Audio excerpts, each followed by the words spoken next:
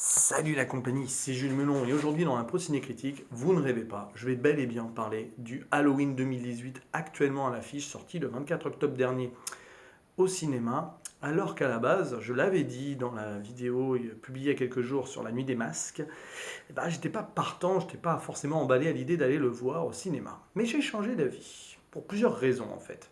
À la base, je n'étais pas vraiment emballé parce que cette saga a souffert quand même de suites pas forcément super bonnes, de reboot, de remake. Tant et si bien qu'ici on arrive à une sorte de quatrième timeline de l'histoire de Michael Myers et de Laurie Strode, et on s'y perd un brin.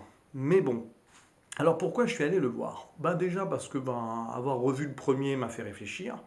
Il y a une certaine hype autour de celui-ci qui sort 40 ans après, donc à force, au début, tu es un petit peu réticent en disant ouais, bon, c'est effet de mode et tout, gna gna gna, j'aime pas trop ça. Mais bon, après, on se laisse un petit peu tenter, forcément. Puis quelques retours étaient plutôt bons, donc je me suis dit, allez, allez, pourquoi pas. Et puis surtout parce que je me suis fait, après avoir vu le 1, je me suis fait le Halloween 2, 3, 4, 5 et 6. Alors je n'ai pas fait des vidéos parce que j'étais pas chez moi. D'ailleurs, je suis toujours pas chez moi. Enfin, quand vous verrez cette vidéo, je serai revenu chez moi. Bon, c'est un peu compliqué, un peu l'image de la saga d'Halloween, quoi. Mais puis bon, voilà. J'en ai fait une à l'écrite sur Sens Critique, le 2, qui était pas trop mal. Mais après, plus ça va, plus ça chute. Alors je me suis arrêté au 6. Je me suis pas fait les 20 ans après. Je me suis pas fait les remakes de Rob Zombie. Et ici, on se retrouve donc avec le 11e film de la saga et une nouvelle timeline. Parce que ce film, Halloween, 40 ans après donc, fait totalement table rase et se veut être la suite directe du premier. Même le deuxième est évacué, pourtant le deuxième c'était la suite du premier, mais même dans la chronologie, c'était la même nuit. Mais le deuxième révélait un lien de parenté entre Laurie Strode et Michael Myers qui cassait peut-être un petit peu le mythe du psychopathe gratuit qui était The Shape, hein, Michael Myers. Là, on repart aux sources. Plus de lien entre Laurie Strode et Michael Myers, du moins plus de lien familial, mais un autre lien très intéressant développé dans ce film et qui fait d'ailleurs de ce film un film sympathique. Donc voilà, à force, je me suis dit, j'ai quand même envie de le voir ce film, je ne vais pas attendre qu'il sorte en streaming ou autre. Et je suis allé le voir au cinéma le jour d'Halloween en plus. Et ça, finalement, il y a une ambiance, voilà, il y a quelque chose de particulier. Il y avait des gens qui étaient déguisés et tout, c'était plutôt cool. Et c'est une expérience cinématographique à faire, voir un jour dans sa vie, un Halloween, quoi. Voilà. Peut-être que j'aurai pas l'occasion d'en revoir un au cinéma. Et au final, qu'ai-je pensé de ce nouveau film, donc réalisé par David Gordon Green, qui est plutôt un réalisateur de films comiques à la base, avec un scénariste de films comiques aussi, Danny McBride. Qu'est-ce que j'ai pensé de ce film? Eh ben, j'ai bien aimé. Et surtout aussi, pourquoi je suis allé le voir d'ailleurs, je reviens là-dessus, surtout parce qu'il y a l'ombre de John Carpenter sur ce film, qui a coproduit, donc qui a adoubé le projet, et qui a aussi composé la musique en compagnie de son fils et de son filleul. Rien que ça.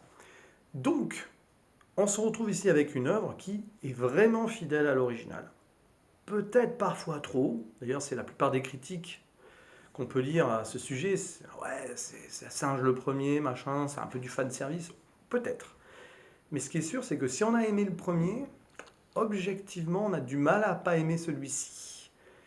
Et c'est pas plus mal qu'on ait ici une sorte de suite 40 ans après qui soit fidèle à l'original, après tout ce qu'on a eu sur les versions, voilà, les 9 autres films entre les deux. Je trouve que c'est pas plus mal et c'est plutôt cool de revenir un peu aux sources. Donc ce film est sympa parce qu'on a un frisson qui est assez équivalent au premier, même si évidemment il y a la surprise en moins et le côté culte en moins évidemment. Et on a le plaisir de retrouver Laurie Strode, mais la Laurie Strode d'origine, vraiment. Jamie Lee Curtis en pleine forme, qui joue super bien dans le film et qui mène sa barque. Enfin, pour moi, c'est l'héroïne du film à fond. Et c'est même au-delà de la victime qu'elle était dans le premier film, c'est même quelqu'un qui devient une menace aussi. Et ça, il y a un angle de vue, un angle ici très intéressant, pas un angle de vue, mais les angles de vue de David Gordon Green sont pas trop mal non plus d'ailleurs, mais il y a un angle ici de lecture très très intéressant sur ce qui est devenu Laurie Strode. Puisque pour faire le pitch rapidement, ça fait plus ou moins 40 ans qu'elle vit un petit peu par recluse, mais sur le qui-vive, du retour potentiel de Michael Myers, et elle s'y prépare. Ça fait 40 ans qu'elle s'entraîne, qu'elle prépare sa maison avec des pièges et tout, et que surtout, elle a traumatisé sa fille, qui est dans le film, Karen, dans l'idée qu'elle sera menacée un jour, elle aussi, par le croque-mitaine. Donc.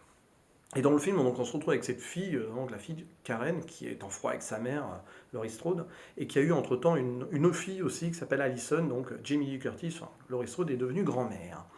Et on se retrouve donc avec ces trois femmes qui, le soir d'Halloween, 40 ans après, sont à nouveau, enfin pour Laurie Strode en tout cas, sous la menace de Michael Myers. Michael Myers qui a été interné pendant 40 ans. Alors là, il y a un petit problème, c'est un des bémols du film quand même. Michael Myers est interné et pourtant à la fin du 1, il s'est échappé. Donc il manque quelque chose, parce qu'à la fin du 1, il n'a pas été arrêté par le docteur Loomis. Mais 40 ans après, suite du 1 direct, il a visiblement été rattrapé. Comment? Et enfermé à l'hôpital psychiatrique. Donc là, il manque un truc. Je trouve que c'est dommage d'avoir occulté le pourquoi du comment ils ont pu arrêter Michael Myers et le remettre à l'hôpital psychiatrique. Ça paraît même improbable vu l'invincibilité du mec, quoi. Mais bon, passons. C'est un creux scénaristique qu'on est obligé d'accepter malheureusement.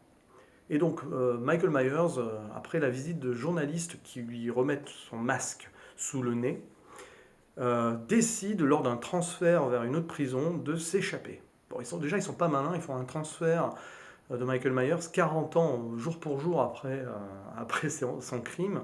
C'est un petit peu le tenter, quoi. Mais bon, ça fait 40 ans qu'il n'a pas parlé, qu'il n'a rien montré de pratiquement au niveau envie de se revenger et tout, donc personne ne se doutait qu'il allait faire ça, mais il l'a fait. Comment? Là aussi, accident du car qui transportait les patients.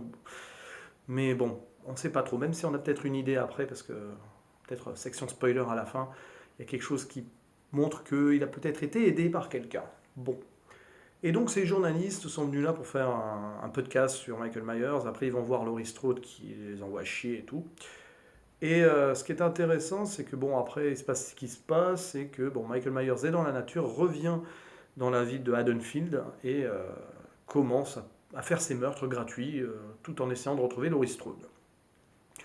Bon, alors le scénario est très simple, hein, faut pas se le cacher, c'est pas forcément brillantissime, mais on retrouve grâce à ça l'ambiance du premier film, avec ses plans subjectifs, il y a ce plan séquence aussi, quand Michael Myers arrive dans la ville et commence ses crimes et tout, en croisant des jeunes enfants. C'est assez, voilà, c'est un grand hommage au premier. D'ailleurs, il y a plein de clins d'œil au premier film, mais pas qu'au premier, il y a aussi des clins d'œil sur les films d'après, ce qui est assez étrange parce que ça reboot à partir de la fin du premier, mais bon, pourquoi pas. L'ambiance est là, les crimes sont plutôt cohérents, font peur, donc rien d'extraordinaire, on n'est pas dans le chef-d'œuvre, mais ça passe super bien. Moi, ce qui m'a intéressé dans le film, c'est plusieurs choses. Le personnage de Laurie Strode, qui devient, elle aussi, une prédatrice. Ce n'est plus seulement la victime et la proie. Maintenant, elle attend, en tant que prédatrice, donc avec ses armes et tout, elle attend Michael Myers, elle veut en faire sa proie, elle veut le tuer. D'ailleurs, elle attendait avec impatience qu'il s'échappe. Ok. Et Michael Myers lui-même est toujours aussi menaçant, mais lui aussi maintenant se retrouve en danger, parce qu'on sent finalement qu'il peut être vaincu par Laurie Strode, ce qui n'était pas vraiment le cas dans le premier film.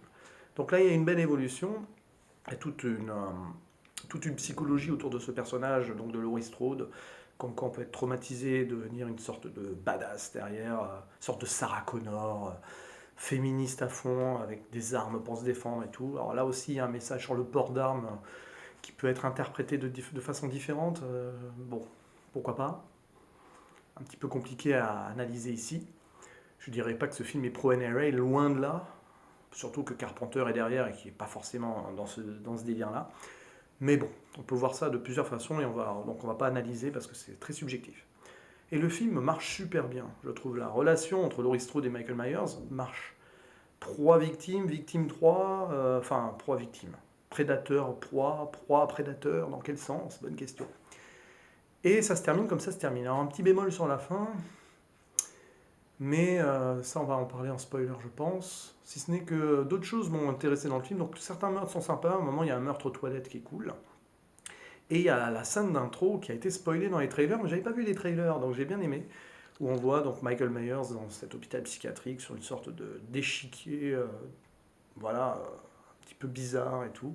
Quand les journalistes montrent le masque, il y a toute une ambiance très sympathique pour commencer le film, j'avoue. Et ça a été super bien fait. Donc, ça j'ai bien aimé, la relation Laurie Strode, Michael Myers aussi. Ce que j'ai pas aimé, c'est les personnages secondaires. Enfin, j'ai pas aimé, je trouvais ça moyen.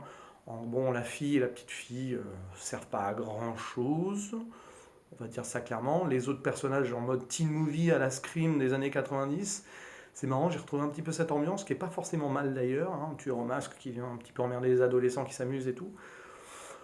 Mais bon, voilà. Et puis ce que j'ai pas trop aimé, donc c'est la fin, même si elle est cohérente et finalement elle en fait pas des tonnes, ce qui est pas plus mal non plus. Et là, je vais ouvrir un spoiler. Parce que à la fin, donc, Michael Myers meurt brûlé. Avec une scène finale très tendue dans la maison de Laurie Strode avec sa fille et sa petite fille et tout. Mais bon, très très vite expédié. Je trouve que ça a été un petit peu bâclé. Le film aurait mérité 5-10 minutes de plus parce que ça montait bien. Et puis en fait, en 5 minutes, c'est bâclé, c'est fini, au revoir, quoi. J'ai trouvé ça dommage. Parce qu'il y avait moyen que ça soit encore plus prenant et bof. Ce que je n'ai pas donc trop aimé aussi, c'est en spoil aussi, c'est ce twist autour du docteur. Alors, il y a un docteur dans le film qui s'appelle le docteur Sartain, qui était un des élèves de Loomis, du docteur Loomis, qui apparaît au niveau voix d'ailleurs au début du film. Et ce docteur Sartain, en fait, se révèle être tellement omnubilé par le personnage de Michael Myers qu'à un moment, il tue un flic et prend son masque et essaye de faire parler Myers et tout. Ok, mais ça n'a pas été expliqué, c'est pas du tout approfondi, il se fait dégommer, d'ailleurs l'un des meurtres les plus gore du film, il se fait écraser la tête au sol par Michael Myers, ça c'est bâclé en 5 minutes, même pas, et c'est vraiment dommage parce qu'il y avait quelque chose derrière à faire. Mais non, il pète juste un plomb, parce qu'il veut à tout prix que Michael Myers lui dise quelque chose, il veut à tout prix sonder le mental de ce psychopathe. Il en devient un pour essayer de faire en sorte qu'il lui dise quelque chose, mais ça marche pas du tout. Et ça c'est juste un prétexte pour faire avancer le scénario et faire que Michael Myers arrive, il arrive donc dans la maison des Strode, pas de Laurie Strode. Voilà. Donc bon, qu'est-ce que je peux dire de plus si ce n'est que c'est quand même un film super sympa. 6,5, 7 sur 10 sera ma note. J'ai arrondi à 7 parce que franchement, au niveau tension et tout, ça passe super bien. C'est le plus fidèle au premier. Je pense que c'est le meilleur après le premier.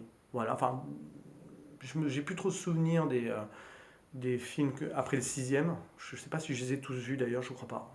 Je crois pas que j'ai vu les films avec Rob Zombie, mais bon, le côté remake, ça va me saouler, donc pourquoi pas, mais bon, voilà. Je trouve qu'il est très fidèle, il est très tendu et il peut plaire, que ce soit aux fans d'époque, mais aussi aux jeunes d'aujourd'hui qui découvrent. Il y a un bon équilibre, je trouve. Et j'espère, pour terminer cette vidéo, qu'il n'y aura pas de suite. Malheureusement, le film marche très bien. La fin laisse potentiellement imaginer qu'il pourrait s'en sortir. De toute façon, c'est Michael Myers, donc il peut s'en sortir à peu près. Il peut toujours s'en sortir, donc voilà. Mais voilà, une suite là serait de trop. Qu'on arrête là. C'est une très belle fin, une très belle conclusion de la saga. Voilà, 40 ans après. Mais bon, on peut imaginer malheureusement qu'il y aura encore une suite. Ça dépend de Jamie Lee Curtis ou de Carpenter aussi. S'il décide de dire non, il n'y a pas moyen que ça continue. Ou alors il va encore en faire un reboot ou un autre remake, mais franchement non, stop. Là, ça serait bien que ça s'arrête. Voilà, je l'espère. Je l'espère. Et ce sera le mot de la fin de cette critique. À la prochaine. Ciao.